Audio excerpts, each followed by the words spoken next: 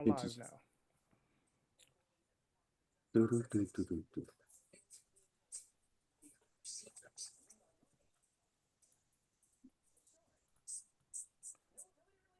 Where's my picture at? There you go. There you are. Good evening, everybody. We are Grit, Grace, and Progress podcast coming to you. We have Greg Battle, we have Sharon Ellis, me, I'm Lamar. We're going to just dive into a few things today. We want to talk about, of course, the big news that Joy Reid was canceled from MSNBC. Also, here now that Lester Holt is stepping down from NBC. This is like a trend that has been going on over the last, say, 4 years. If you remember, Tiffany Cross from MSNBC, she was released from her duties. Um, Don Lemon was released from CNN. Of course, there's a lot of Hmm. comment about uh, their rhetoric as being racist or too black. That's what I've heard. But they're saying that they're race baiters. Um, Another one that was the first one that we've known to mainstream media to get kicked off of her network was Jamila Hill got kicked off of ESPN. Now, there's one characteristic about all these different people. They all said negative things about Donald Trump, and it kind of pushed against the grain, and they were released. It's crazy. So you think about since the inauguration, a lot of things transpired to where now you see multiple people joining together to create a protest called the economic protest of 2025. That's another thing that's happening February 28th. But with all that into one big nutshell, how do we create a platform to bring all these people together that have been pushed out?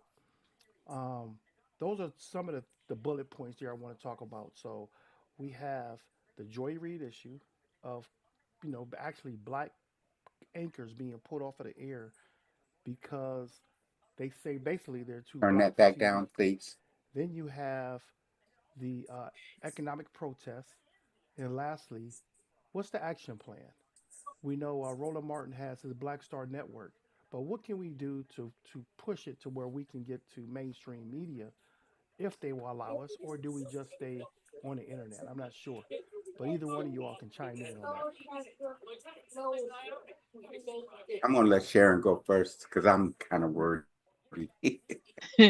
I was surprised about Lester Holt because Lester Holt um was on more mainstream news where it's um said to be a little bit more not lean one way or the other. So I was just definitely surprised and I'm wondering, was that his own initiative Jeffrey, or the turn network? that down, Hmm. please. So that would be my question. Was it actually his own um Thank you. decision to Right, step down? right. I think that I've just been it's kind of like you're trying to go by your day-to-day routine, but every day there's something else happening and you feel helpless. You feel I'm hopeful, but yet I feel helpless because I just don't know at this point what can be done. We will see with the economic boycotts, does that get anyone's attention? I think we need to just be conscious of two things here. Hmm. There's a dictator Hmm. atmosphere that I feel we're in, and there's also an initiative to strip the African American or colored people of color civil rights and the strides that we had made. I think it got to the point where they were afraid that we were going to continue and gain either further ground. So to me, this is a way to strip it and stop it. And Hmm. so I feel what we have to do is continue. Now, I have something that I thought I wanted to ask you guys about too. Yeah. I saw someone when somebody asked that question, well, what are we gonna do? And one guy said, this is not our fight. this is not our battle. We out of this one. And so it's like, okay, is that what, because we see that there are other people now that are being affected by this. Right. And we see a lot of town hall meetings that different elected officials are having that are being disruptive. Yeah. So do we sit back and let others take on this fight, and we do it in a more subtle way? Right. What do we do? Right. What you think, Greg? Well, from my perspective, there's certain things that I have to hold on to my understanding, especially what I've lived through in my past, what I've seen my parents and grandparents survive and how they've survived. Um, First of all, it's true that this is not our fight, even though it affects us. It's So not our fight. so what do you And mean by one of the that? reasons Like, what do you mean that by that? racism and the systems that uphold racism is pointed against us. So we don't have the power to change how other people think. Right. The confusion and the frustration comes when other people make you believe you might have some power, but you can't wield it, like the people in power that have been over us all of my life. Yeah. All of my life, there's been white people trying to tell me how to be black. Either I wasn't black enough or I was too black. Right. One or the other, whatever made them feel comfortable. No longer Mm-hmm. am I going to walk through this world ashamed or hiding or minimizing who I am because it makes you feel comfortable. Right. Now that's across the board. Right. And knowledge is different than conspiracy. Knowledge can be proven. Right. Conspiracy has no proof. Right. So the Jesus that I follow, that I've read, has always said when asked a question, I'll tell you the truth. Right. And because he knew your motives, most of the time he hurt their feelings. Right.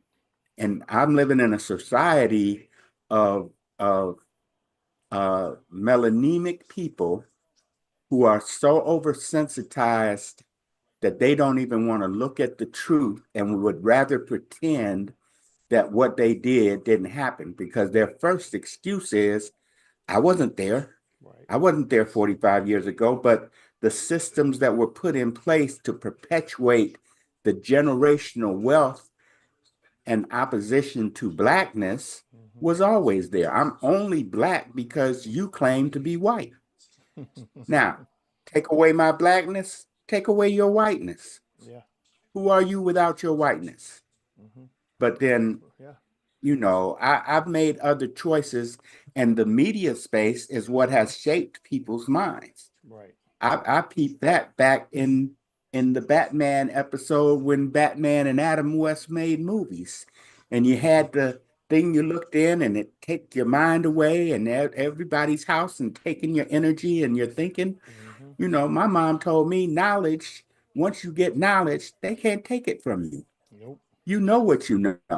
The only problem is that you don't know what you don't know. Right. Oh, And you're if you're not willing to listen, you'll never learn. right. So that's where I'm at in it. So I got a question for both of you. You hit on some really good points. So Sharon mentioned, uh, "Is this our fight?" I've heard that from many people, and mainly black women. I totally get it, but when you when you speak to other people who are considered allies or believe in the same things you believe in or want to be supportive, they're saying, why not join in?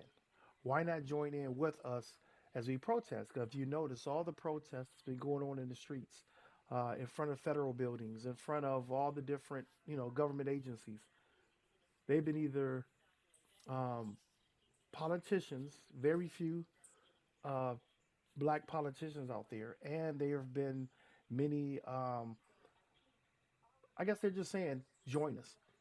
And I get the reason why, because we look at it, the fact that we put something out there, an agenda in this election, and it was overlooked because people really didn't want to see a black woman as president. Many people voiced their opinion about it from a mainstream media perspective. And s- since Trump's last election to now, we've seen more black anchors now on have their own YouTube podcast shows because they can't get out there. They can't even mainstream media won't even touch them. It's almost like an anti-black, um, you know, media or news perspective. I think that from a news perspective, we should all have our freedom of speech to be able to share our perspectives. So when these people are protesting, it seems like they didn't see that part. It didn't resonate in their minds that this is what we were trying to do. Now they're saying join us. And I think that they know black people have always been the anchors of protests. They've always been the ones to get things done. And when they get done, it's done for everyone, including affirmative action, including voting rights, civil rights, women's rights. All these rights that you see today, they were truly established for everyone. And But I but think they but see that. but peep this. Um, you've seen the the protests, Hmm. and it has all been local. It has all been people that lived in the area, that worked in the building. It's all been local. Hmm. When we were doing protesting, people would travel and we go marching and things like that. Um, what I don't see in their protests are all the riot gear. I don't see all the military build up to stop them from Mhm. protesting because Mhm. when it's organic and when it's local, you can't beat this. And tonight, for the first time, I heard on um, a news program because I still spend time with my mom and she watches all of them. She wants to hear. That's how she gets knowledge. Yep. She wants to hear them say it. Well, the gentleman said Trump is just looking for an excuse to whoop out his military and to call for um, military control of the space because of protests. Yes. So it's wise for us to sit out because Mhm. when we sit out, they don't have a reason to call the military out on their own. Hmm. So And the true. sensitivity is coming from the fact that they are now feeling the results of what it feels like to be the other. Right. You know, Musk comes in and he cuts the appropriations, yes, to get the black folks out of there and call them DEI, Hmm. but they have this thing in their minds that there are acceptable losses. Hmm. And we're sorry for you and your family, but you're an acceptable loss because we have to clean this space. Hmm. Um, that's just how they go about doing it. What we do as a people, I have to say less because I like doing it in your face. Right. So you will want to leave me alone, and it's best if you just leave us alone. That's how my grandfather built his communities around him. That's where Right. he was playing Negro League baseball and the white major leagues. Y'all go ahead on. We got our stuff over here. Don't worry about what we're doing over here. Why you could Right. want to play us and this, that, and the other. But everybody falls for the carrot, Hmm. They they So they hang that money in front of you, But right. you said something important, Greg, and it's something that I think about too. Is why we have to, in terms of physically protest and sit it out, is because of who's in the White House. Right. He has no mercy on us. And so, where they may be able to do it and not have the military leased out on them, we're not going to have that luxury. And Right. so, another thing too is I think they bought, some of them, I'll say, bought more than what they could chew Right. because they expected this whole um, movement to be mainly against people of color, and now they see they're being affected by it just as much as we are now. Right. And so That's why you're having the protests and cries from them, because their worlds are being shaken as well. Right. So, as they say, the good have to suffer with the bad. And Right. one thing about it, we are a resilient people, and we've always been able to make it through whatever adversity we find ourselves Hmm. in. And so, but that's very important. What the thing that you said is, we, because of who's in the White House now, we won't have that luxury of being protected like Hmm. we once were. Right. And that's the whole thing in a nutshell, to take strip us of security. Not that we had a whole lot, but the little bit we had is to strip us of that, make us afraid, and then put us in our place. That's the way America has always felt about us. There's a certain space and a certain place that we should always stay in. And now I think it's in That's your in their minds, though, right? it, That's in it, their minds. and that's what I mean by that. Okay. That's what I mean. And so So. now they just want to make it more visible to us, Hmm. is what I feel a lot of this is all about right now. So But in what they in don't know is that we've seen it. yes. We've seen it. So we're Right, not scared of you showing us how you are. We know how you are. We've worked right. around you most of our lives. I learned how to do it from my mom, who Hmm. got it from her mom. Right. You know, those kind of things. So who's petrified? Who's scared? Right. They are. They So just Hmm. don't so know think what to about do this. about it. Look at it like this. Um, you made a good point that putting us in our place. When you look at when like I look at some things that Fox News has said or some of these other conservative media, like literally, I'm looking at tweets today that like really it blew my mind. Some of the things I was reading about Joy Reid, the foul, the foul words that were coming out of their mouth, like these are like other podcasters, other mainstream media people that are putting these things out, and the same thing that happened to the black anchors, you don't see that happening to the white anchors. So when they say put us in our place, it looks like there are certain things that we just can't do. We've seen it in the workplace, we've seen it in sports, we've seen it in movies, in the Hollywood. We've seen it in all the different award shows. There's a limitation on what's tolerable when black people do it. The only thing white people I've seen get banned for is blatantly uh, talking about a group of people, like calling someone the N word on public TV, or calling out LGBT people, or calling out a woman out of her name on live TV. I've never heard them when they're criticizing a person's uh, presentation of the news, um, where we have the First Amendment, which is free speech. You should be able to talk about any president, any senator, any congressperson, any government official if they're not meeting the expectations of the constituents. Because remember, a president comes in and is president for all people, not just a segment. As well as your local politicians, they may have a platform, Republican, Democrat, Independent, but when they're in office for everyone that's under their jurisdiction, their district. So if I criticize you because you're in my district, I should have that First Amendment right. If you're the president, I should have that.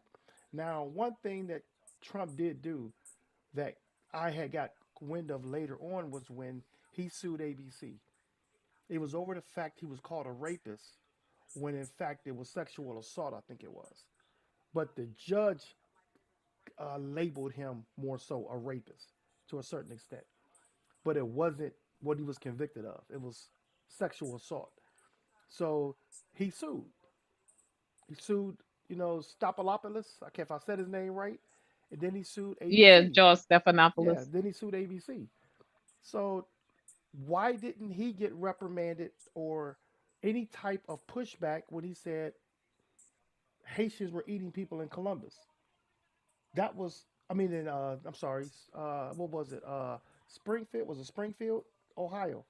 Why was it the pushback there? when it was a complete lie. because they are afraid of him, and that's Yeah, the scary and dangerous times that we're in right now, because they are afraid of him, and he's being able to do everything that he's doing right now because he will retaliate against anybody that goes against him. But that is one thing that I feel is they're afraid of him. And so something I don't know if you remember, you think about during the election yeah, for Mike Pence to say, I yeah, don't know if it was, I know Mike Pence campaigned against him. He yeah, didn't think it would be good for him, but I'm trying to think of, it was a maybe a retired general. I can't remember who he was, but he said this man is dangerous. yeah. Mark He Milley. said, Millie yeah, and he Bolden. said this man, Yeah. yeah. So for them to say that, that tells you something right there. Yeah. And so now the danger in what we see now is that he talks about, and it's just amazing how the double standards go with it.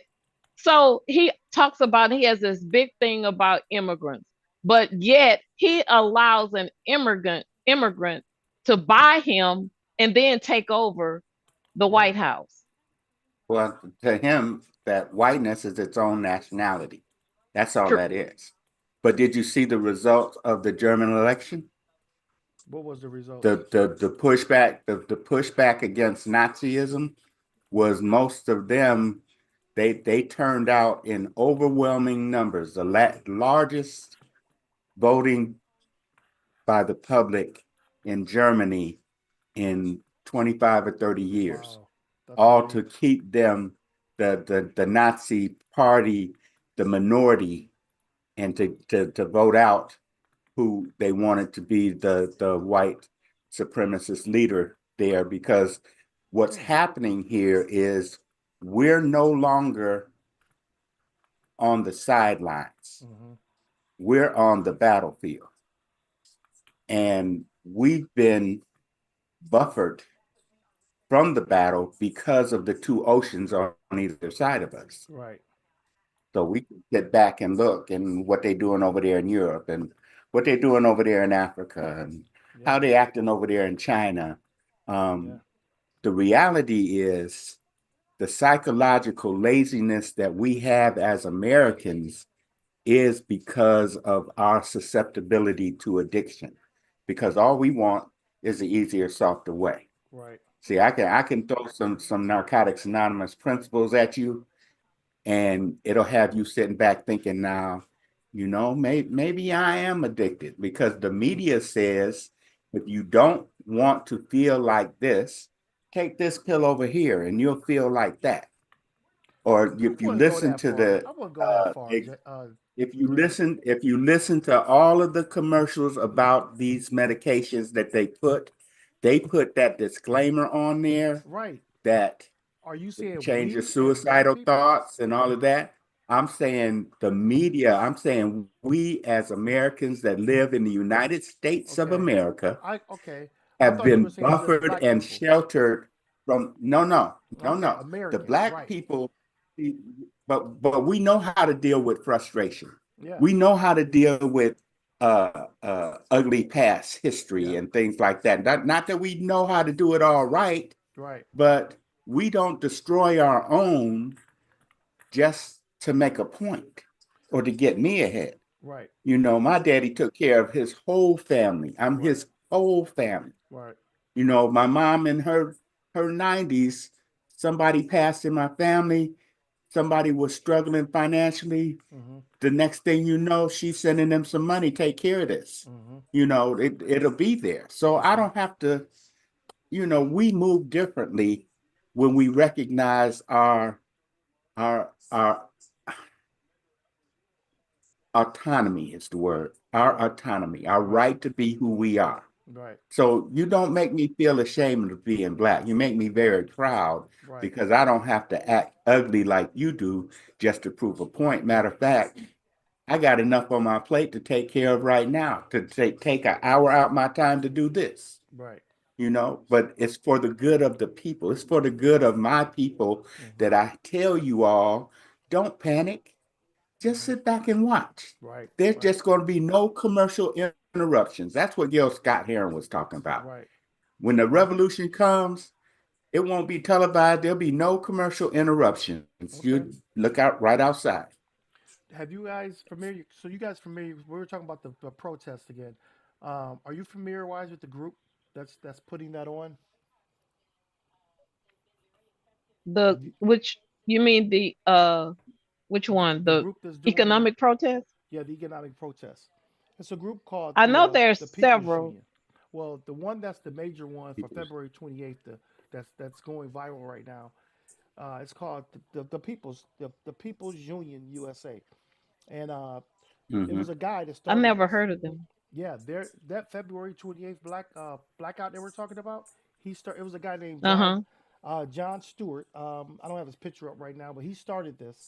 Um, he go by the name of One Called Ja on social media, so you can look him up. But he's the founder of the People's Union USA. He's not a politician. He said, "I'm not a corporate backed activist. I am just a man who has lived through struggle, seen the truth, decided to do something about it." He was born in Queens, New York in 1968, growing up in the projects of Pamanok. I think that's how you pronounce it. He said, "Life was hard from the start. My family was abusive. My parents divorced when I was young, and from the age of 13, I worked just to survive." He was working. He wasn't working Mm-hmm. for a dream or a future. He said, "I was just working to eat, just to have some control over my life." But he's the one that started this. He said, so that's why he said everything that he has felt as a child, that this system is rigged, that we are being used, that human beings were not born to be industrial slaves was true. It didn't matter what religion, spiritual belief, or political affiliation someone had. The system is designed to keep all of us trapped. He said that's why he started this movement, because I believe we deserve better, because I believe it's impossible to break free from the system built to exploit us. Because I know that if we stand together, we don't just demand change, we create it. This is just the beginning. If you believe in something greater, then stand with me. So that's John, um, John Swartz, who created that. Now, I got some pushback against this as well. This thing went pretty viral early on, and it went early on with all demographics. If you all remember the uh, the blackout of July 7th, 2020. You guys remember that? It was a Tuesday. It was Blackout Tuesday. Okay, I was on that committee, on that team that created that blackout. That had that economic impact of the stock market. The thing about it is that we didn't get any type of media press really until maybe that week of or a couple days before the protest. The guy Calvin Martyr, he's from I think it's Keller, Texas, started this, and it grew very large, like really large. But it was all us. It was mainly us, black people. Um, no one with the push that this guy is using. This guy named John, who said he's just a plain old guy. He's a nobody, basically a plain old guy who decided to do something. Well, Calvin was the same way, but we didn't get the support, the media support early on. I mean, we've been talking about this February 28th for over a month since inauguration almost. Soon as they Right. started Right. closing up agencies, this came out. The thing about it is that I've seen pastors talk about it. Otis Moss III he talked about it in the pulpit. I've heard several pastors bring this up. The pastors down in New Birth, what's his name, in Georgia, he brought it up. You know, I've heard people in the media talking about it. They're talking this economic protest. That's the difference because if we had the support that we see John Swartz getting, and I give him, all his kudos for pulling this together and being an organizer. I'm not hating on him at all. But just like the protests you see now in front of these buildings, how we're not there, that's how we felt when they weren't there for us in 2020. That was an opportunity to really change the game. The only thing it was temporary temporary things happened. And all of that was because George Floyd died. So right now, what are we going to see when we have this protest? Are we going to actually step in on February 28th? Are we going to do it as a collective of all demographics, stand together? Because we do need all of us to make change. It's not going to happen with just one demographic. It never has in our country. So when, as I see now, they see they've had enough. It's typically when white people had enough is when we see some change. So I'm hoping that these things come out that we're going to have these changes. But there's like several more. Anyway, before I go into the next statement, I'm going to talk about the other protests. But anybody have a comment about when we protest, we don't get the collective support versus when someone else does it? I it's hard for me to say it simply. Grassroots organizing is everybody does something, and we are all not in the same living situation. So when you ask people to join you in something and you give them enough time to set up their family unit, to set up their situation so that they can participate, you'd be surprised how many people will support that. Just like at this point in time right now, we should have about 30 million TVs turned on to MSNBC. Right. And at 8 o'clock, we will cut off our TVs. And I don't ever have to put MSNBC on my TV ever again. Yeah. Um, I actually haven't been it'll watching it be on lately. somebody else's, right. I So, rarely watch it either. but see, the the technology is in our favor now. And everybody don't have to do the same thing, but True. everybody needs to do something. I agree. Hmm. And That that's why great we're here. grassroots organizing is right here. And we are one of the reasons why I like this podcast is we all have similar spiritual base. Hmm. Our hearts are in the right place where it comes to taking care of community. And the Yeah. community is the people that I live around. Now, Right. I've watched white people throw their own away. When I integrated the Lee Harvard area in Yeah. 1960, Hmm.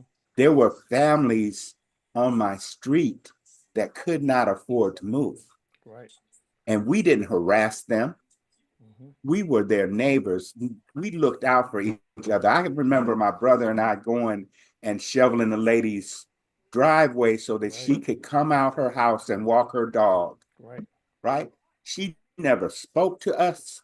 She never said thank you. We didn't expect that because she lived on our street. Hmm. And that's the way we were raised. Yeah. Now, as Right. Black people, community is important. Right. Other people, they think they got to have an opinion about what somebody else does, Yeah. who somebody else loves, Hmm. what something out of, because you don't feel good about who you are. Right. And that's not who we are. Right. So now, because of the advent of this technology, Yeah. you can't fragment us and our communication. Everybody don't look at the same news. Right. And that's to their detriment because they listen to liars. Yeah. I listen to people that speak truth. Now, Yeah. the choices that I make for my personal life with the truth that I see that I'm learning, it has to, it's going to affect my mom and dad. They're Hmm. still alive. Right. I don't know how long. Right. My daughter, Right. right? Yeah. My wife, who's Right. disabled, Right. and she's worried about what happens if they decide not to give her no money. Right. And my grandson, Right. right? And he just here. He happy to be here. Right. He in everybody's life, Right. right? Right. I remember them times. Right. And we don't allow our kids to have childhood. There was a space where my dad said, this conversation not for you. Right. We're not gonna have this conversation around you. Go somewhere and play, Right. right? That's what happens in the Black community. Right. Now, This is how we have to do. We have to go back to grassroots, getting back to how we survived coming out of slavery.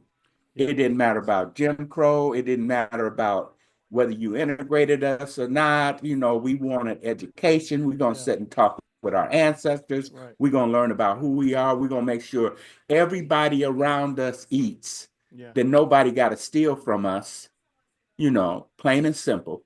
Hmm. We feed the kids because when kids are fed and happy, they learn and they soak up knowledge like a sponge with water. But if Yeah. they worried about if I'm gonna come home alive or who might have a bullet and this, that, and the other, and why I gotta walk through metal detectors and you know, you put stuff in people's minds and you keep them confused. Is that's I what's just going? say Do you let's think? keep it simple. Do you think that's what's going on now? The confusion of when you look at um, us having this podcast, you're going to find people that are going to oppose what we're saying. Do they oppose what we're Okay. saying because they don't understand, or do they oppose what they're saying because they know what we're saying is right, and it's going to be Mhm. it's like a fear factor or an intimidation for them? The answer is yes Yes, to both. to both. It's yes to both because we are all individuals. We are all separate thinkers. We have all gone through life. My brother and I grew up in the same household with the same mother and father, and we saw life differently. Yeah, When we share each other about our past and say, "Remember when such and such?" He say, "No, I didn't. Don't remember it like that. I remember this." And it's like, we find out that Dad was going to work and I'm going sipping me some Kool-Aid, right? And whatever. And I'm thinking I'm the only one doing it. He's doing it too. My dad get home and say, "Who been in the Kool-Aid?" right. I've been going to work with the Kool-Aid. But that's not a And it's like misinformation though, because you think differently. That's that's not not that's saying. not mis that's not You see what I'm misinformation, saying? What I'm but saying is right now, right. what we're saying, because what we're saying right now, like we could oppose Donald Trump, we can oppose the firing of black anchors, we could oppose people who didn't like the Kendrick Lamar halftime show. It could be anything. That doesn't mean because people oppose it that what we're saying isn't truth or isn't right. That's what I'm trying to get to. Is you about to say something, Sharon? Yeah, I was gonna say that's what they don't want is the truth. And The that's truth. why they are getting rid of the Jar Reeds, the Tiffany Crosses. They got rid of Roland Martin a long time Right. ago. And I don't know if you remember Melissa Harris Perry. I loved her. She was Oh the yeah. first one that they Oh yeah. They took off fired of her. MSNBC. Hmm. And so what they want is that's why they buy up the media so that they can go out and spread propaganda that they know people will believe. And Hmm. so now you won't have that different perspective that Joy Reid was giving Right. from her perspective. And so now and another thing that would be dangerous with that is and that's why it's so important. I have always shared people to listen at urban radio, Yeah. listen to Roland Martin, Yeah. because you're going to get stories, you're going to get information that you're not going to get on main media Right. news. And so hopefully Joy will find another platform, but the Right. danger in that is we don't have enough of our people that are tuning in Right. to those media outlets to hear the truth. Right. And so that's another thing that's really happening is that they want to, and I think the George Floyd protests and the way people band together also frightened them. Yeah. And so it also was making the younger generation see what we've been talking about, what we've been going through for years. They had an opportunity to see that through the George Floyd, through the Trayvon Hmm. Martin, through the Ahmaud Arbery. And Yeah. so that I feel is going to be, pretty scary now because they won't have a lot of the truth in mainstream media. I got a And question. people I got a question to that point you were making about you know, they're being scared of that. What makes what makes people scared or fearful or want to attack the truth from a black person? The truth in the sense of our experience. Because again, we could talk about Joy Reid all night, and we've seen this replay over and over. We've seen this happen amongst ourselves, even with employers that we work for, of speaking out, and not just black people. We've seen it with different groups of people, but in particular, black people. What is it? I know it sounds kind of stupid to ask the question. What is it that they fear? Is it the fact It of of equality? Is it the fact that those that you look down upon are will no longer, um, you know, you won't be able to look down on them anymore? What is it that it's what Sharon said earlier. You need to know your place. need to know your place? So You they're need to know your place. If I show up, you need to look down. Don't look me in my eye. yeah, I had a job at the post office. I made sure I looked every customer in the eye. right, You'd be surprised how that annoyed so many of them yeah, because I was an expert at what I did. yeah. And then they wanted, well, I want to talk to somebody white. I've heard Okay. that happen before. Yeah, I know And exactly they what come that out feeling. there and ask my supervisor, he said such and such. He said, well, if that's what he said, that's what the rule is. Right. See, because I was the expert at what was going on. They just didn't like that I had the knowledge. Yeah. And that's why they want us subservient. Right. They don't want us independent minded and thinking, like Sharon said. They want us to know our place, And that doesn't but even make sense when you look at the big picture of the fact that that's why they killed Emmett Till, right? yeah, they didn't want him talking to that the young white girl A young white girl from the that was store. having marital problems in the store, right? Yeah. But she made up something and got the boy killed. Yeah. Words have power. Yeah. We know that. Yeah. I'm We gonna know that. bring up a picture here of if I can get it if I can get it up here. I want to bring up a picture here of the upcoming protest that that's going to be here coming soon. So we have the one. This dates you get the February 17th, which was on President's Day, but the big one is going to be February 28th.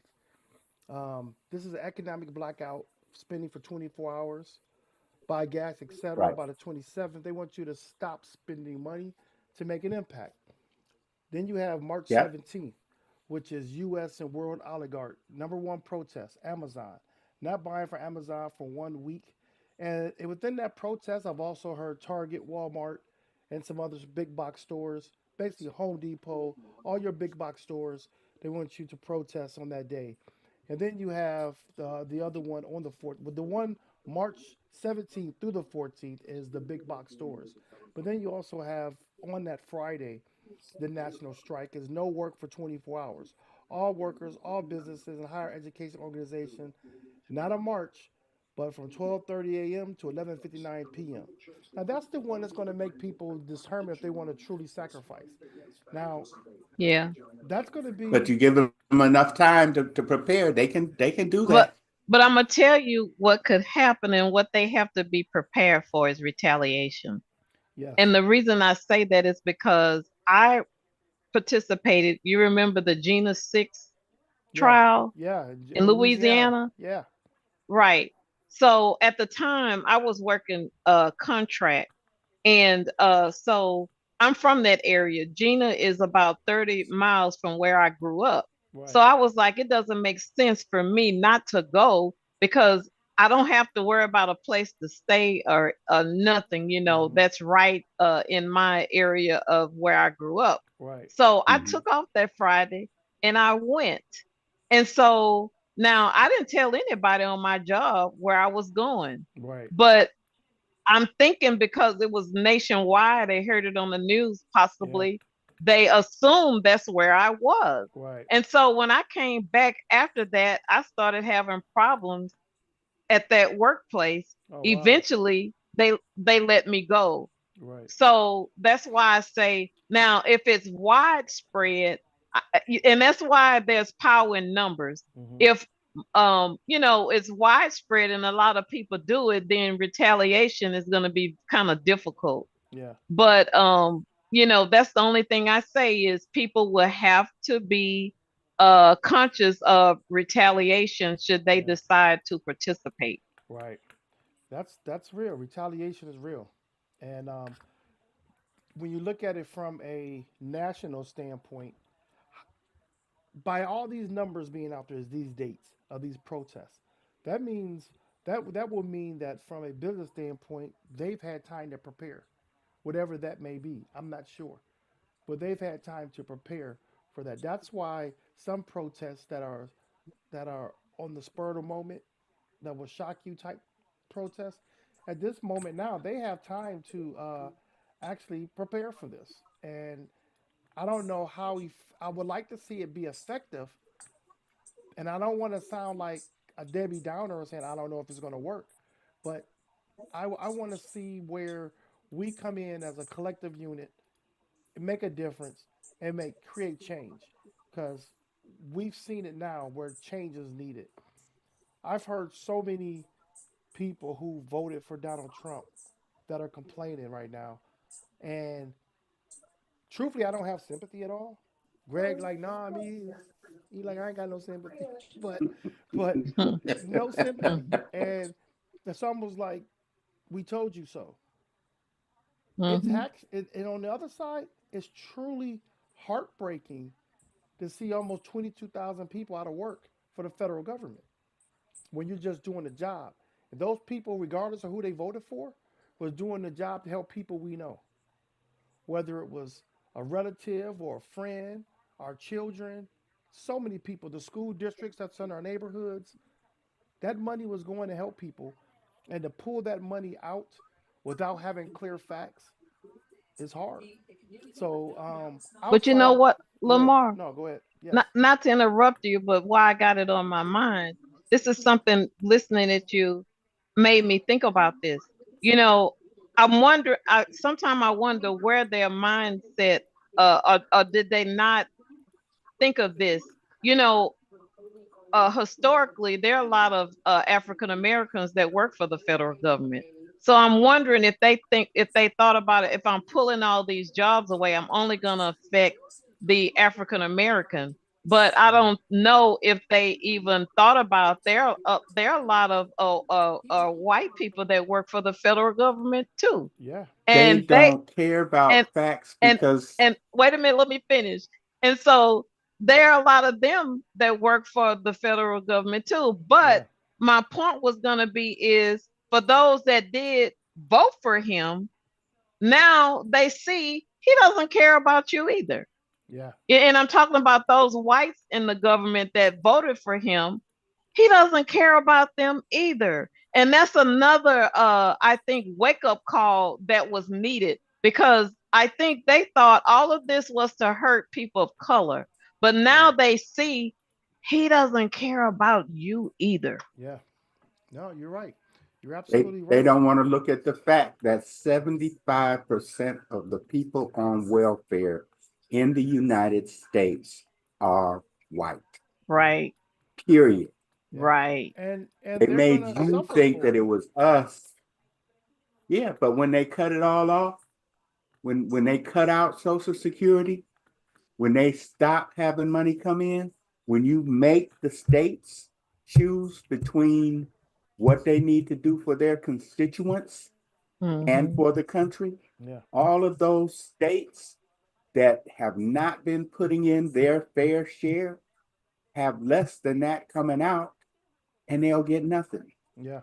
So No, you're what are right. you going to do with the No, what? you're right. How are you thinking generationally when if you just go ahead and accept the fact that you did some ugly, ratchet stuff to get where you're at, but right now we're the best game on the planet, and we need to go back to taking care of community like we did from our Yeah. ancestors, Mm-hmm. right? I mean, it's a basic fact that you spin away the truth. Yeah. I took world history, they started with Greece and Rome. Yeah. Well, where did Homer get his education from? Right, You know, where did Pythagoras get his education right. from? Why is there only hieroglyphics and pyramids still standing today that was put up 5,000 years ago? Yeah, yeah, Come on now. yeah. Totally agree. We are survivors. We're going Yeah, to survive. We're going to adjust to the BS that you're going to throw at us. yeah. Some And may get hurt, when you look but at I'm going to clean them up, help them as best I help can, them out, and take care of my own. yeah. When But you look and at, you know another. go Go ahead, ahead, Sherry. Lamar. No, no, go ahead. I was just gonna say, another thing is, someone said this to me. They said that America is getting ready to suffer because of the ills and the all of the things that they have done in the past. That their America is getting ready to suffer, and so those that have started this don't realize even Trump at some point. And those guys, you might have money, but that doesn't protect you from everything. Right. And so, but it's something else that somebody, I never thought about that, but they said America has to suffer for a lot of wrong that they've done Yeah. over the years. Well, that's true. I mean, you think about it, every empire always implodes from the inside. And but what makes it is usually out of envy and jealousy, greed, where someone wants to come in and it implodes to where the whole empire collapses. What's odd about this situation is that those that support Donald Trump, and I that's their perspective, their right Mm. to select who they like. They've that group of people have always pushed back on communism. They've always pushed back on anybody foreign really coming into our political playground. They've always had a pushback on that. And it's odd how this relationship with Trump and Putin, it's odd his relationship with Elon Musk. Um, what's Let what's me put it. puzzling Let me put it. what's puzzling to me about it is regardless of Elon's background, growing up in apartheid South Africa and his family, benefiting from that economy, you regardless of that, you would think, how did someone like that not and you gotta when you look at it from not just Trump, but those other politicians. I shouldn't have used Trump as an example of those other politicians who push back. We know Trump goes for ego and he's going for the money. Anything with money attracts him. But what about those other politicians? Is it the money? What make them follow Elon? What make all those those lifelong Republicans follow Elon Musk, who they pushed back on electric vehicles? They didn't want that. Remember, they didn't like that electric vehicle thing, but they brought in a guy who's the king of electric vehicles. You know, they we I heard all this crap about keep gasoline cars, and this is the guy that's biggest one, and you bring him in. I remember in 2016, it's too much money in politics, and Donald Trump had three other richest men in the world: David Sachs, Elon Musk, and Peter Thiel. All three of them support were his supporters. And Sharon mentioned earlier about media. We talked about media, and I want to tie these two together. Is that 90% of media, radio and TV, it's like 90% or more. I just read this today. 90% or more, and somebody's going to try to fact check me and tell me where's the sources at. I can't think right now, but you could look it up. 90%. Oh, actually, I want to bring up some data on that. I do have some data on that. But 90% of it is conservative media. I don't know if y'all knew that. And the money percentages is Yeah. huge in the dollar percentage of how much money the conservative media gets versus the liberal media. You want to say something, Greg? So yes. So I wanted to shine it from a different perspective while you're looking that up. Um, Throughout the world history, every time there was an industrial change in the civilization, Yeah, The haves and have-nots separated, and there was war, fighting, and death. Yes. When they went from agriculture to industry, right? Yeah. They went from industry to medicine and technology, right? Yeah. There's not been a war about that. Yeah.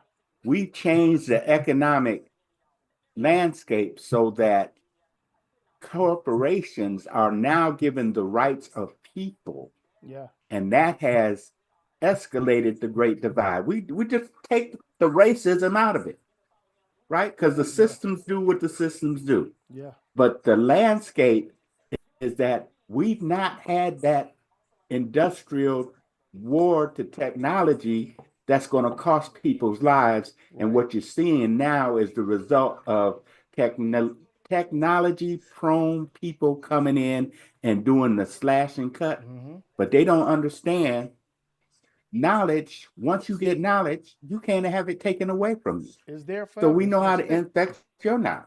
Yeah. Hey, So that's it. so the conservative media, um, approximately, this is just going toward media, $286 million. From a This is from what is it? Conservative media outlets often receive significant funding from wealthy individuals and organizations that support conservative causes. These are just two examples of how much from just two people. So Is it Sheldon time? Adelson, Okay, turn off your TV, y'all. That's why I turned off my yeah, camera because I wouldn't turn mine off. yeah. Um, Sheldon Adelson, I haven't looked him up yet. Over $218 million to conservative media. Richard Euling donated $68 million to conservative media. That's just two people. We're not even talking about all the organizations Mm. and companies. Then you got liberal media. Michael Bloomberg, 152 million, and Tom Steyer donated 72 million. This is the amount of money going into media. No, going into media. That amount of money is ridiculous when you look at the outlets that they have. Now, when you look at, I had here, or was it? I was naming some companies. AT&T, conservative media.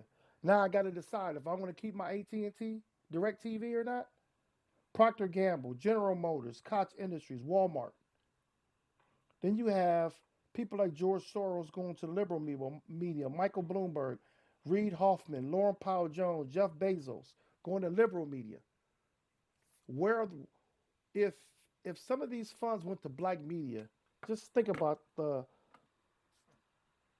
opportunity to hear a diverse, not saying you want to hear it, but in order to make your argument or stand on your stance on what you believe in, you can't make a statement without doing any research, without doing any comparison.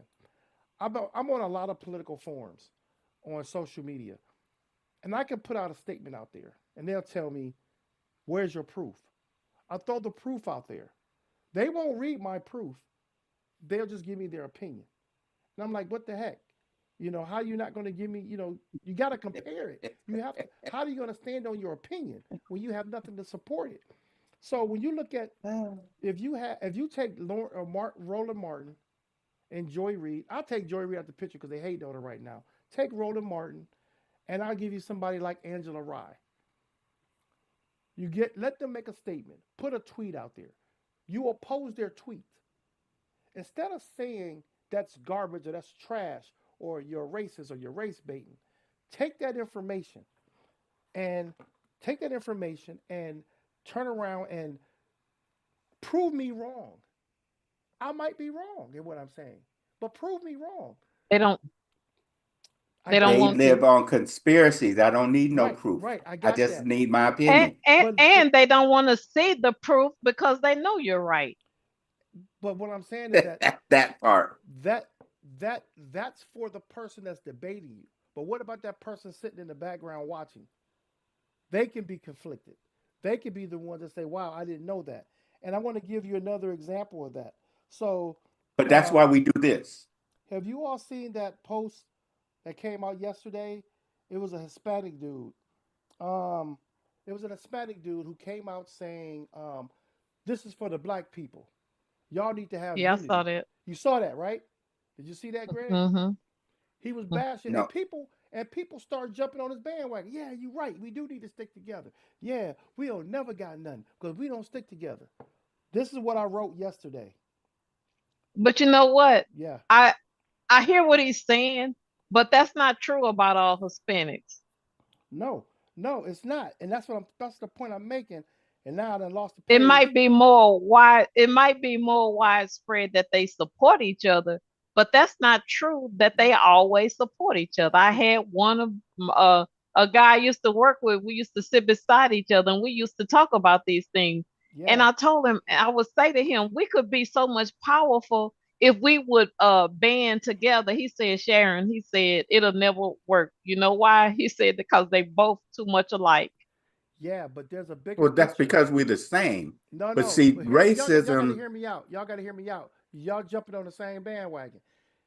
That's not. That's Hear me out, because Okay. what you're saying right now is what he was saying. This is this is my correction. This is my correction to what he was saying that I disagree with. I do not agree with that at all, and this is why. And this is what I said. I said his perspective is the same as most other ethnic groups about us who don't know the truth about American history. Imagine the wealth, the success, and the generational wealth that black people would have had if we had been able to continue to thrive. Here's a summary of the thriving of black communities that were destroyed by white supremacy. You had Greenwood, Tulsa, Oklahoma, a prosperous community that stood on its own, was destroyed during the Tulsa race riots. Rosewood, Florida, a self-sufficient black community that was destroyed by white mobs. Black Bottom, Detroit, Michigan. The vibrant neighborhood was demolished in the 1950s under the guise of urban renewal, That displacing many was black the residents answer. and their That doesn't businesses. change my answer. You had Seneca Village. Seneca Village, y'all ever heard of Seneca Village? No, never heard of it. Seneca Village is what we know now as Central Park. Seneca Oh, Village, okay. Seneca Village was occupied with businesses and residents of Irish and African Americans. And there were some other ethnic groups there, but it was demolished. Businesses that were destroyed. We got, I think it's Haiti District in Durham, North Carolina, the black capital of the South, significantly impacted by urban renewal projects that destroyed their businesses.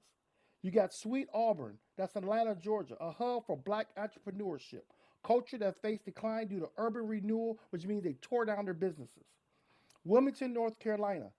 This was the one that really struck people because this was a point where you had many black congressmen and senators that was in politics, destroyed that community, Wilmington, North Carolina. You got the East St. Louis riots that happened. There was a massacre there. Knoxville, Tennessee. Just imagine these communities were systemically targeted and destroyed through the acts of violence, false accusations, and urban development policy driven by white supremacy. Now, if you took all those communities in our country, this is going back over 100 years, some up until late as the 1960s. You take these developments, if they had the ability to thrive, the ability to prosper, we wouldn't have that economic um, a gap as strong as it is now. And people look at, well, Right. why don't we stick together? It takes 100 years or more sometime to build a community. When I say a thriving community, unless you came from another country and brought your wealth with you from that country, not too many people had their wealth destroyed and build a community here. You could take an isolated couple of people from India, some people from Asia, some people from Pakistan, some people from Saudi Arabia that live here and develop generational wealth. They're not a large community of them here. We had a large community here that would have been generational wealth laid out through our families. So when that guy said there's no unity, we've already showed there's unity. What happened to that unity is the It question. was destroyed. It was destroyed. Now it's everybody trying to go for themselves. You got to look at also from a slavery inherent perspective from slavery. You say, why do we beef against each other? How many times during that time period did they make us fight against each other to the death? How many times did that black woman have to be the one to raise the family because their husband was sold to somebody else? These are inherent tendencies that you develop. You say, wonder why all the black women are the ones that are leading. They led back then because the black man was taken out of the home. Then you go through the prison the industrial prison complex. The same thing. You taking our men off the street. So there is unity when we are allowed to form unity. When we do create unity, what happens? That's a threat. Unity in black people is a threat.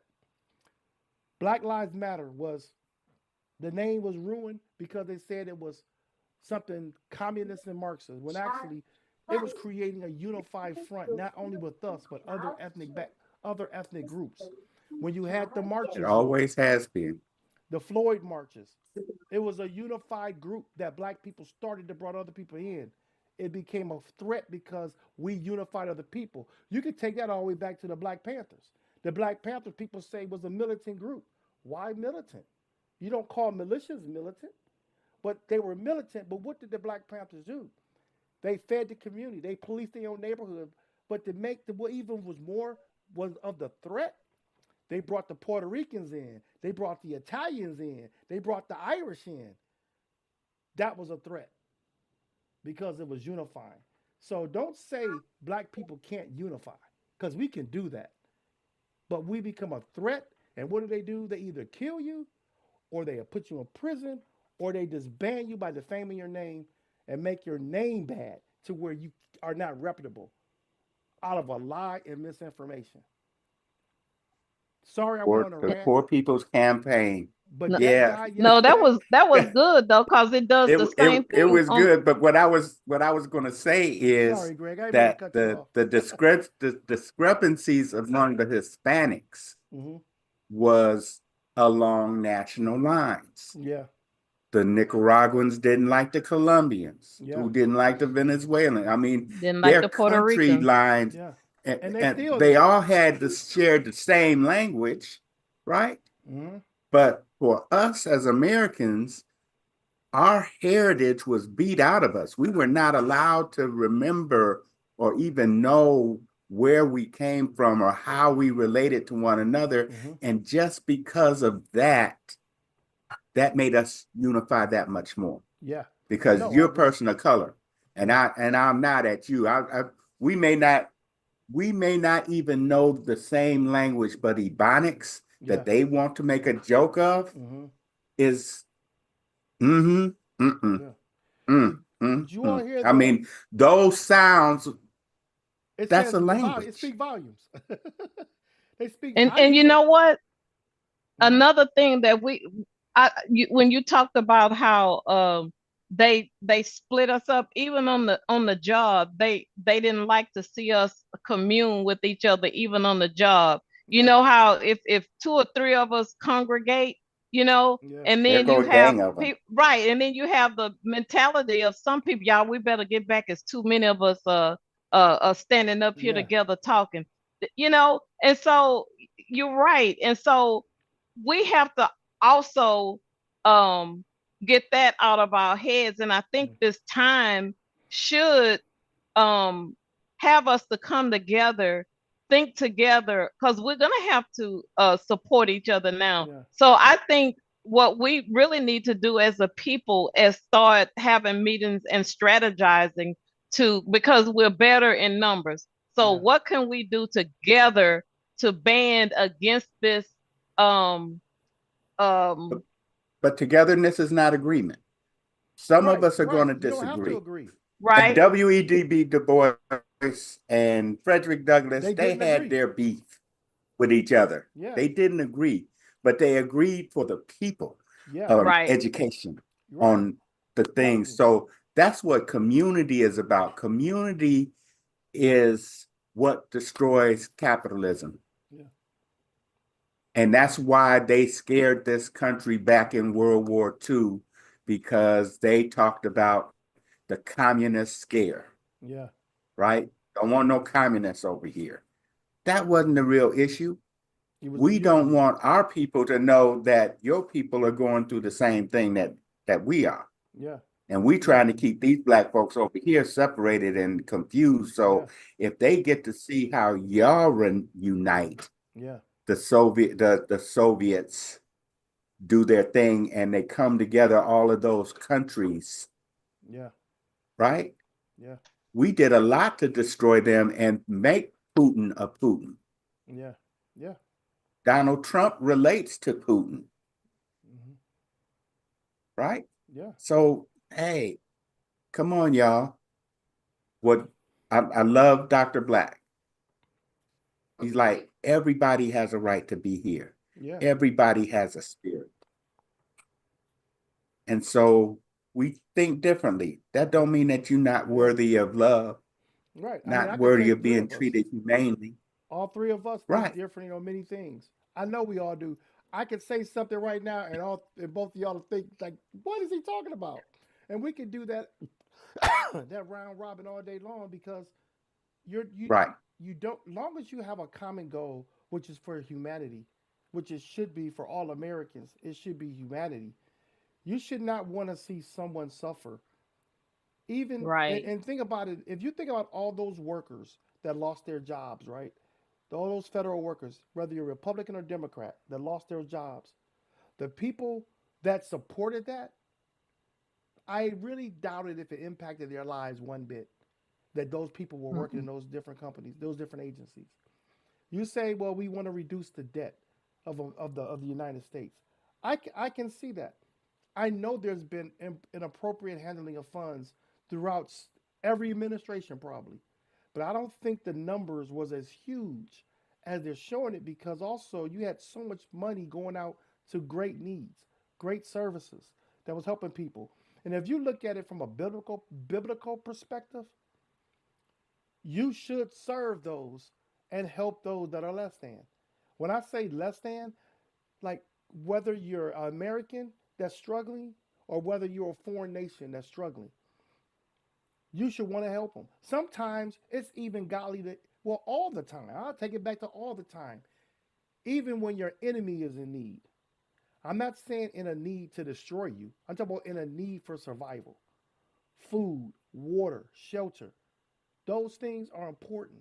Disease, medicine, just general health care. We should be able to help our enemies as well. That would be the godly thing to do. And for those that are supporting removing services from people, I think you need to reconsider where your biblical stance is. What God are you truly serving? Is it the God of self righteousness or is the God of money? Who are you serving? In my But opinion, think about this though. Waste, it can be defined in different ways yeah, because the very people that claim that they are looking to cut expenses are just as wasteful if you think about their lifestyles. Okay, it's okay as The long as way I'm they're doing going it. about cutting them is wasteful. Right, right, right. But and as you stated, yes, there has probably been money that has not or a lot of times the expenses weren't done as best they could, but that's because the government never put enough people to do checks and balances. right, Even when you are appropriating that money, you have to put in checks and balances, and to yeah, me that's where they failed. yeah, But I think of, he's saying waste. Okay, so it's a waste for all of the money that he's getting off the federal government. But mm, but that's okay because it's going in his pockets. So yeah, that's why I say waste can be defined in more than one way. yeah. Because if you think about the Mhm, government I agree. contracts Elon Musk has got just since the inauguration day, I mean, you're looking at almost $1 billion just since the inauguration Hmm. day. Um, Of I don't, taxpayer money. yeah, I don't see the uproar. I mean, I don't see it. And then they talking about It's this like they don't care.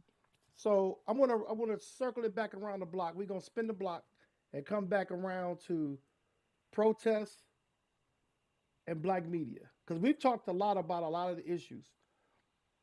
we need to really push out and support black media. And I'm saying that in a sense, not saying Mhm. that the mainstream media don't look at it. What I'm saying is compare what you're hearing. I want people to educate themselves. And that goes for my white brothers out there and sisters, and that goes for the Hispanic brothers and sisters. I'm talking about my Italian people, my Indian people, my Arab people, my Jewish people.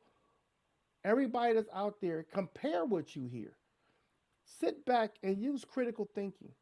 When we came, when the world was hip to critical race theory a couple years back, which that word has been around since the 70s, or if not longer, they it seemed like it was a pushback for you to sit back and look at the big picture and say, "Wow," and be critical about what you're seeing and talking about.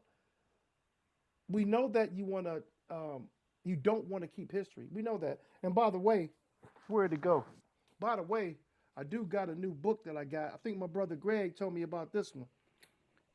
So this is something that I want to encourage you all to go get and dive into. The critical thinking part will allow you to understand history better. I don't care if you like it, don't like it, agree with it, don't agree with it. You can't deny truth. You can't deny the effects of history and how it applies to your present, which allows you to understand what's going on. And also, it prepares you for your future. People have to think that way. That's the only way That's the only way you're gonna make sense out of life. And one of the things to make me think about the future with history is that if you dumb down history right now, dumbing it down, whitewashing it, you're affecting your next generation of voters. That's the impact that they want to make. The impact is not for us right now. This generation, these adults that's serving in Congress now, this ain't for them. This is for the next generation of voters to keep things as they are now. Unless we educate them, we have to educate people so we can make a change for that future. For my great grandkids, for their kids and their kids. That's where the impact is going to be. If you if you Google it now and you can't find the history you're looking for, it's because they kind of wiped it out the way. Google, Facebook, X, TikTok, all of them. If you're wiping all the true facts out, that's why we have to have these live sessions so they can be recorded and stored. And I encourage everybody also buy books because might not be able to download them from Amazon no more. I have a shelf back there full of books. I don't know if you see my book, but I have books on that shelf that I've collected. Everything from Christian books, factual stuff, all the way down to documentaries and historical things. Get books because you may not be able to download them anymore. The stuff that they're banning, you might not be able to retrieve them someplace. You got some stores you can get them and collect them. Give them out to people. Share them because this affects our next generation. Um, I want to just let you all do like a round table. We've been on for a little over an hour. Um, I really enjoyed this with y'all. I thank you so much for coming together because it's not like I said before. It ain't my show. It's our show. And check this out, y'all. It's 8 more of us out here. Okay, just wait till we all get on this podcast. We got some heat Woo. for you. From educators to financial people to everything. They coming in the house, and we got some stuff to talk about. So go ahead, Greg. Give me a round robin of your final word on some of these things, these issues. I want to hear a final word on protesting, a final word on black media, and a word on how do we pull this together so that we can be impactful for our society. That's a lot, I know. Um, I'm asking God to guide my tongue. Let them You guide you. can't make sense out of nonsense. Mm-hmm.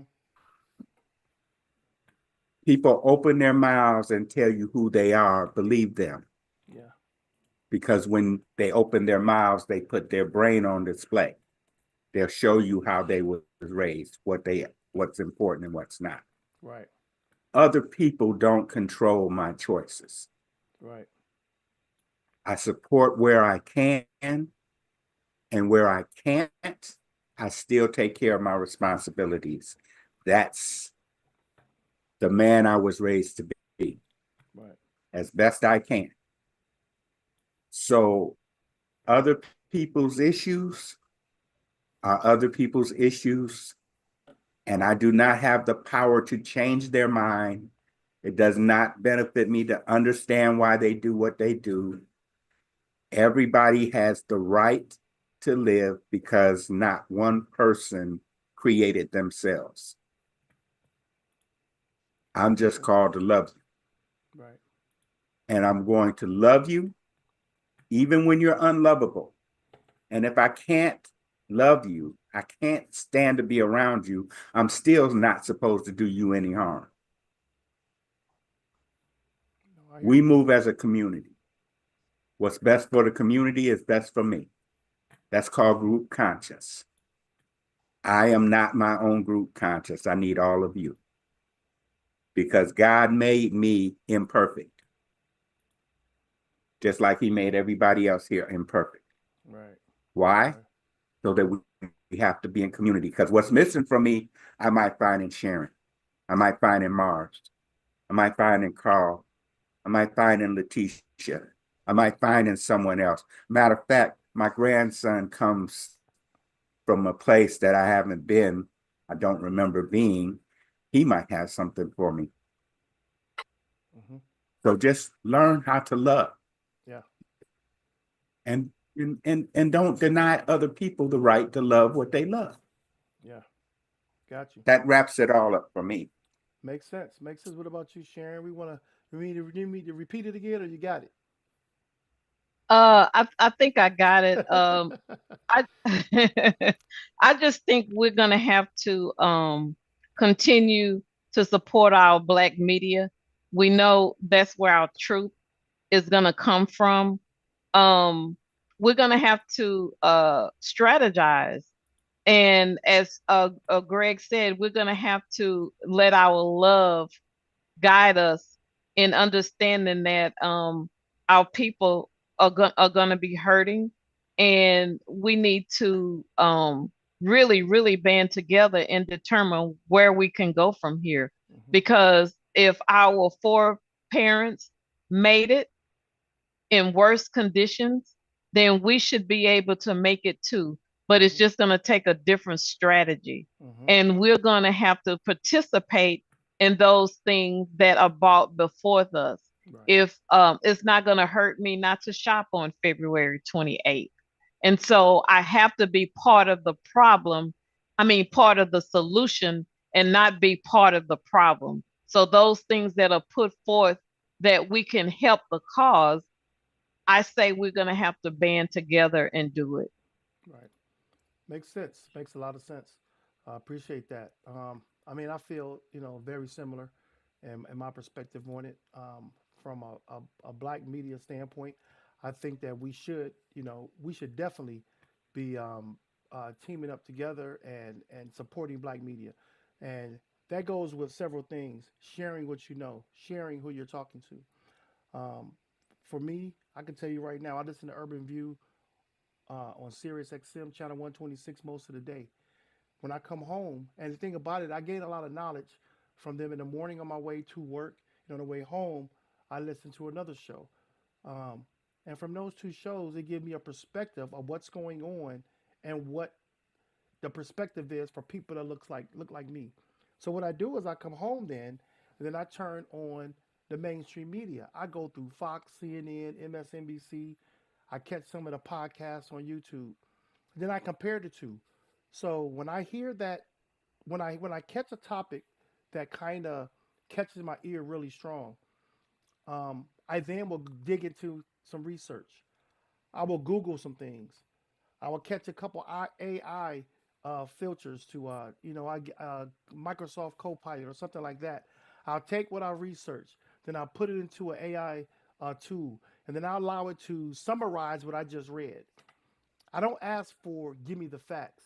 I ask summarize what I just read, and what it'll do, I'll say summarize what I just read, and I'll see the discrepancy in those two conversations. Then I will ask, give me the factual data or the historical data on these two perspectives. When it gives me that data out, it'll show me what's false, what's not, what's misinformation, what's a lie. It is, and I ask for those terms. What's factual data? What are lies? What's misinformation? And then when I see that, I go research that and see what was the misinformation? Where did they lie? That's what made me do what I did yesterday with that Hispanic guy that was talking about black unity. And as Greg said earlier, how was somebody else going to tell me how to be black? So I had to go and do that research. And I knew about all these cities, but I wanted to put it in your muted, Greg. I saw all these cities, but I wanted to um, put it in a framework of where it was be easily understood with dates and what was the effect of that destruction to these communities. I wish I had thought about it yesterday. What was the financial impact? Because I don't know. I know it was huge, but I don't know exactly. Like we know there were millionaires in Greenwood. We know that. So I don't know what the financial impact was. But when you break that data down like that and you post it, you put it out there, two things happen. Either people are going to say, "Wow, I didn't know that," or somebody's going to try to um, discredit what you're saying, and the first thing they say is you're race baiting. They don't attack the issue you presented, or they'll change the subject. Well, we weren't the only ones that had our houses burned. And when you bring up slavery, you weren't the only ones that were slaves. We were the only ones that endured chattel slavery. That's the difference. Big difference from slavery where you work off your debt because you owe somebody or you was captured in war and you're working off your debt to that person you lost in the war. Chattel slavery is where you lost every sense of who you are. That's the difference.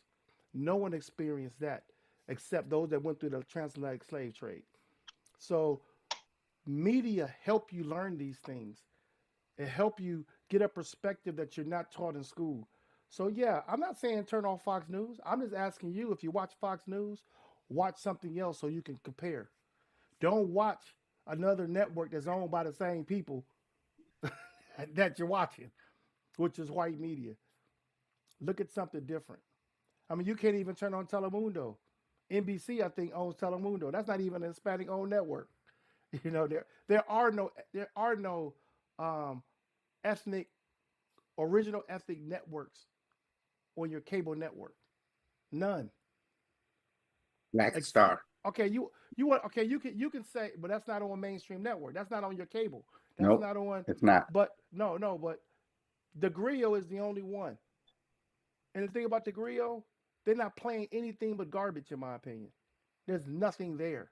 Why? I don't know. There's nothing there. This man owns news stations across the country, but he's not putting out news on cable media. So I'm going to stop there because I can rant all night, but I want this He to be not he a keeps rant. I want saying it it, educational. he keeps saying they say it's because of the money because he can't get the advertising dollars to pay the um journalists to do a news show. Yeah, I believe that.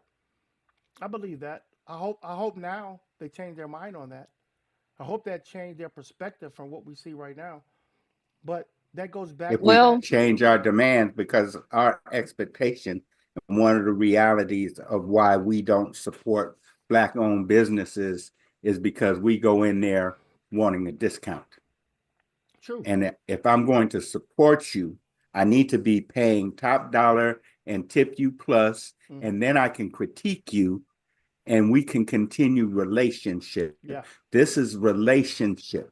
That's how you keep community, build community, and how we're going to survive. It's Yeah. because of our relationship with each other. and, But I and I think go what ahead. he could do now is look at some of those companies that are still like Costco. Yeah. So they know now we are supporting Costco. Yeah. So he could go to Costco and get some advertising dollars from Costco. Yeah. There are some others out there. And I think if he would try that, then he could expand to news Yeah. on the griot. Yeah. No, I totally agree. I think that closing this out is that I don't want people to think that this is a race baiting conversation. I really want people to understand that there's a deeper issue here, and as you peel back the layers, we're actually all on this. We all supposed to be on the same page. If you peel back the layers, But you But to me, that's just another code word. That word telling people is race baiting, that's yeah, just a way to keep us from talking about the right, way it is from our perspective. It's not race baiting, it's the truth. And yeah, it deals with race, which is what goes on in this country. yeah. Well, I know that I've been saying this for several years now. There is not one part of society where race is not impacted. I can't think of anything in our society, any sector of our society where race is not a factor. When we can come to a point where we can say that that is not the truth anymore, then you can take race out of the conversation because then we'll be viewed as human beings. Um, no color, none of that. It would be human beings.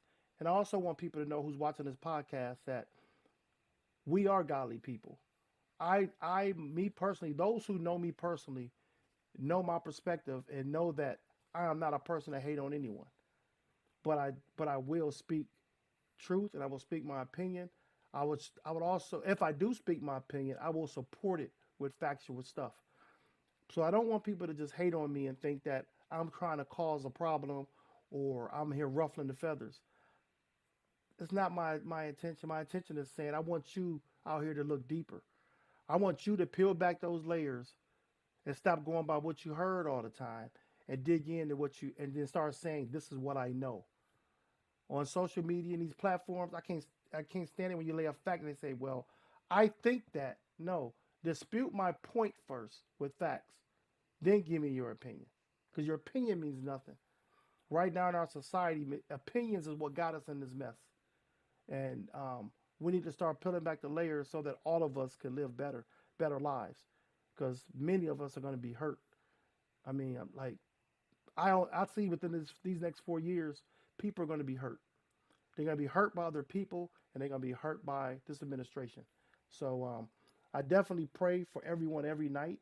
I pray for you in the morning, and I truly want this country to be a better place. So again, I want to thank uh, my co-host here, Sharon Ellis, Greg Battle. I'm Lamar Dillingham, known as Mars, and I want to say peace out. I catch y'all on the next one.